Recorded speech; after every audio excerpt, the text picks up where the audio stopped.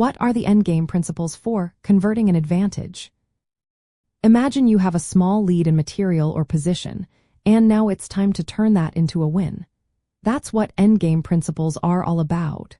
They are the steps you take to make your advantage count. When the game reaches the endgame phase, many pieces are off the board, and the remaining pieces become more active.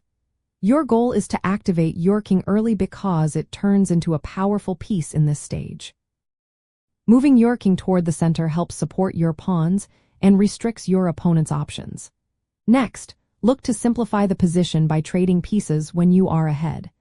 Removing your opponent's pieces reduces their counterplay chances and makes your extra material more decisive. But be careful not to trade too early if it allows your opponent to activate their king or create threats. Creating passed pawns is another key idea.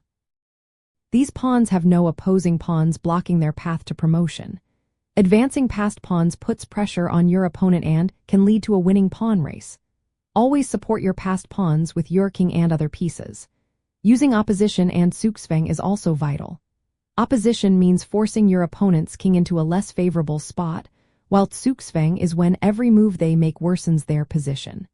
Mastering these concepts helps you push your advantage. Maintaining piece activity is equally important.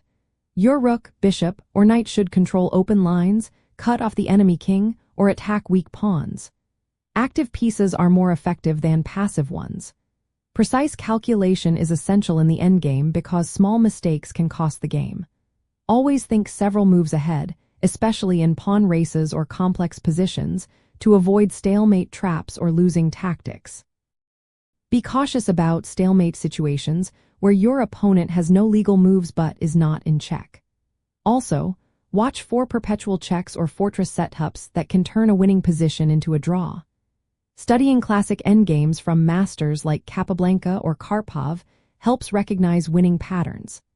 Practicing endgame studies and playing slow, focused games improves your ability to convert advantages consistently.